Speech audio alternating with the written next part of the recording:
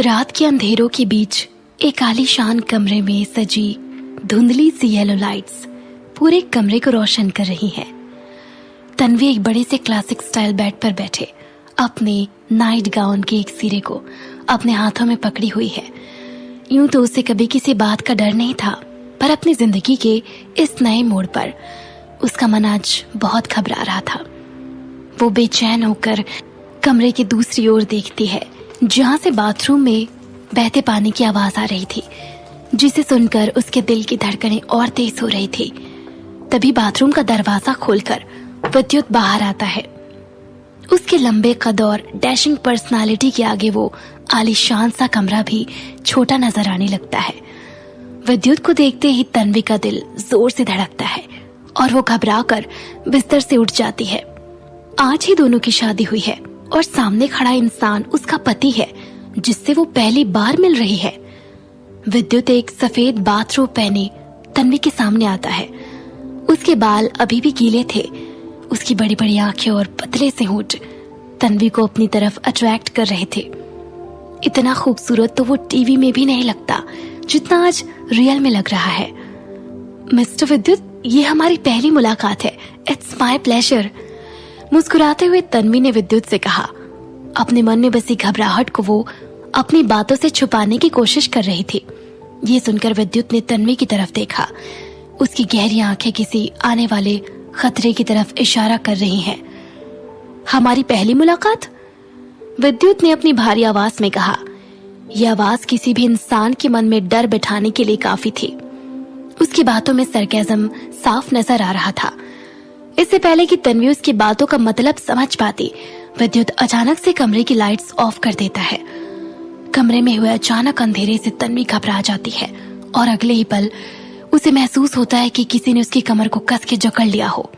तन्वी को बिस्तर पर गिराकर विद्युत धीरे धीरे उसके पास आता है। विद्युत की स्ट्रॉन्ग मैनली सेंट तन्वी को उसके करीब आने का एहसास कराती है। विद्युत तन्वी के पास आकर उसे काफी बुरी तरह ट्रीट करता है। बिना उससे पूछे विद्युत अपनी हरकतों पर उतर आता है। यहाँ तक कि वो तन्वी को हाथ लगाने से पहले उसकी रजामंदी भी नहीं पूछता। उसकी हरकतें देखकर ऐसा लगता है जैसे वो अपना पूरा जोर तन्वी पर आजमा रहा हो। शादी की पहली रात है। विद्युत का ऐसा रवैया देखकर तन्वी को ऐसा लगता है जैसे उसे किसी बात की सजा दी जा रही हो। तन्वी चुपचाप उस तमाशे को सहती रही है। कुछ देर बाद विद्युत के रुकते ही तन्वी बेजान सी होकर बिस्तर की दूसरी तरफ लेट जाती है। उसका पूरा शरीर दर्द से टूट रहा है। उसके शरीर में अब भी उस आदमी की महक आ रही थी, जिसने कुछ देर पहले प्यार के नाम पर उसे कभी ना भूलने वाली एक बुरी याद दी है। विद्युत के उस बर्ताव में ना तो प्यार का एहसास था और ना ही पहली मुलाकात की नजाकत। तन्वी अपनी तेज चलती सांसों को संभाल ही रही होती है कि विद्युत उसके चेहरे को अपनी तरफ करके उसे उसकी आंखों में देखने के लिए फोर्स करता है। उस अंधेरे कमरे में तन्वी को विद्युत की कॉम्प्लेक्स इमोशन नजर नहीं आते, सिवा उसकी आवाज के।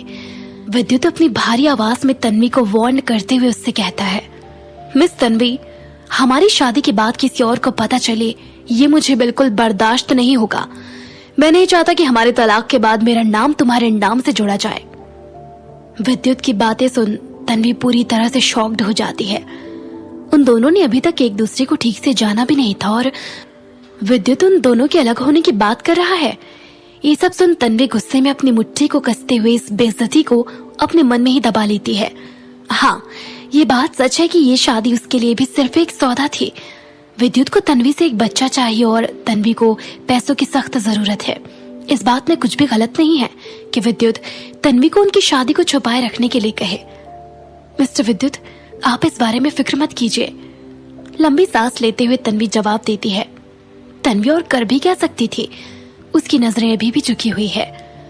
तन्वी की बात सुनकर विद्युत बिस्तर से उठकर बिना कुछ बोले बाथरूम की तरफ चला जाता है और कुछ ही देर में तैयार होकर तन्वी को कमरे में अकेला छोड़कर कमरे से बाहर निकल जाता है। विद्युत की गाड़ी की आवाज सुनकर तन्वी समझ जाती है कि उसे अपनी शादी की पहली रात में बिल्कुल अकेला छोड़कर वो जा चुका है।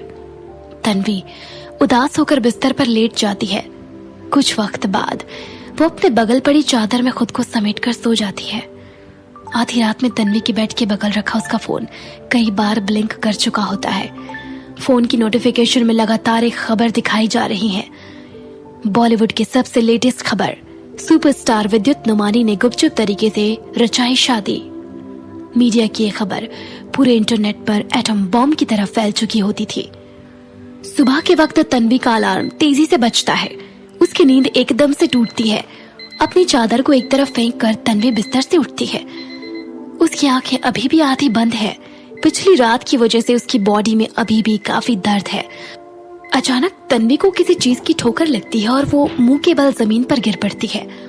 अपनी आंखों को खोलते हुए उसकी नजर सबसे पहले जमीन पर बिछे कारपेट पर जाती है। कुछ देर कंफ्यूज रहने के बाद अचानक उसे याद आता है कि उसकी शादी तो उसके प्रिंस चार्मिंग से पिछली रात ही हुई है। इस सच्चाई को एक्सेप्ट करते हुए तन्वी जमीन से उठकर अपने फोन की अलार्म को बंद कर देती है।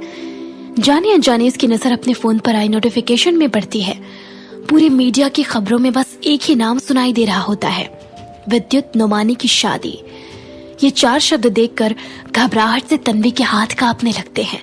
उसका फोन उसके हाथ से गिरने ही वाला होता है कि तन्वी खुद को संभालते हुए अपने फोन को कसकर पकड़ लेती है।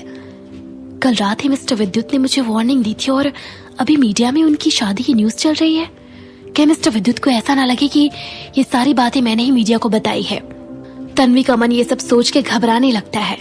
वो जानती थी कि विद्युत नुमानी जैसे शख्स से उलझने का अंजाम क्या हो सकता है। इतने में दरवाजे पर ठक ठक की आवाज होती है। एक केयर टेकर अंदर आकर तन्वी से कहती है, मैडम सर का फोन है। केयर टेकर की बात सुनकर तन्वी की धड़कनें और तेज हो जाती है। उसे जिस बात का डर था आखिरकार वही हुआ। बिना देर किए वो फौरन अपने कपड़े पहनकर नीचे की तरफ भागती है। विद्युत के फोन की बात सुनकर वो घबराहट में अपना दर्द भी भूल जाती है। लंबी सांस लेते हुए तन्वी सॉफ्ट सी आवाज में कहती है, हेलो। फोन की दूसरी तरफ से विद्युत सीरियस होकर अपनी भारी आवाज में कहता है, मैं वाकई तुम्हें भरोसे के काबिल समझता था। हालांकि ये बात उसने बस कहने के लिए ही कही थी। असल में उसे तन्वी पर कभी भी भरोसा नहीं हुआ था। विद्युत की बातें सुनकर तन्वी फोन को और कस के पकड़ लेती है। उसे ऐसा लगता है जैसे कोई उसके दिल को किसी नुकीली चीज से बार बार चुभ हो रहा है। विद्युत के लिए तन्वी बस एक जरिया है जो आने वाले वक्त में उसे उसका बच्चा देने वाली है।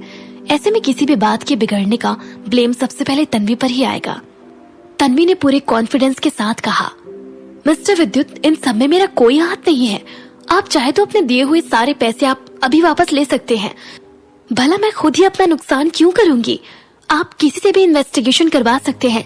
अगर कोई भी बात मेरी तरफ इशारा करेगी तो उसका खामियाजा भुगतने के लिए मैं तैयार हूँ।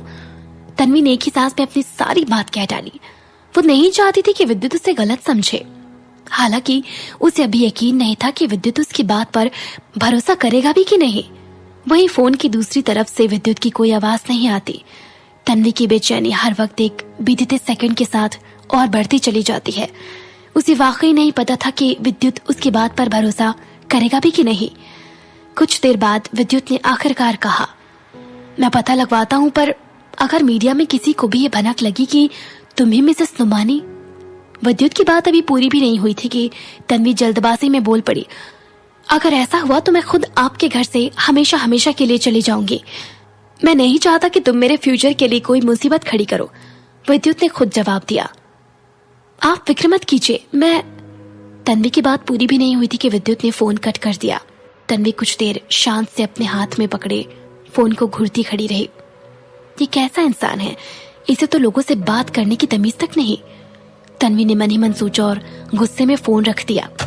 इतने में घर की केयर टेकर तन्वी के लिए दूध का ग्लास लेकर आती है। बगैर कुछ सोचे तन्वी दूध का ग्लास खत्म कर देती है और तैयार होकर अपने ऑफिस के लिए घर से निकल पड़ती है। तन्वी जानती थी कि सुपरस्टार विद्युत नुमानी की शादी की बड़ी खबर सुनकर पूरे मीडिया की भीड़ उसके घर के बाहर ही मौजूद होगी। वो विद्युत को शिकायत का अब एक मौका भी नहीं दे सकती थी। ऐसे में उसने पीछे के दरवाजे से बाहर जाने का फैसला किया ताकि वो रिपोर्टर्स की नजरों से बच सके। जैसे ही तन्वी पीछे के दरवाजे से बाहर जाने के लिए आगे बढ़ रही थी कि तभी अचानक से कई सारे रिपोर्टर्स की भीड़ ने उसे चारों तरफ से घेर लिया। वो सभी उसे मिसेस नुमानी कहकर बुलाने लगे। तन्वी समझ चुकी थी कि ये उसके सीक्रेट का द एंड है।